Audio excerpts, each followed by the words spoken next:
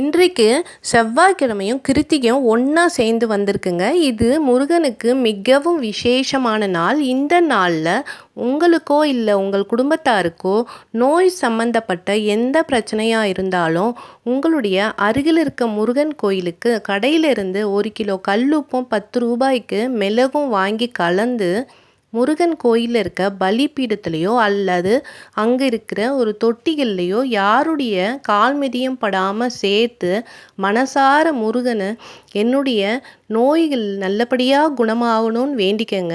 அடுத்த கிருத்திகைக்குள்ள உங்களுடைய நோய் சம்பந்தப்பட்ட பிரச்சனை எதுவாக இருந்தாலும் குணமாயிடும்.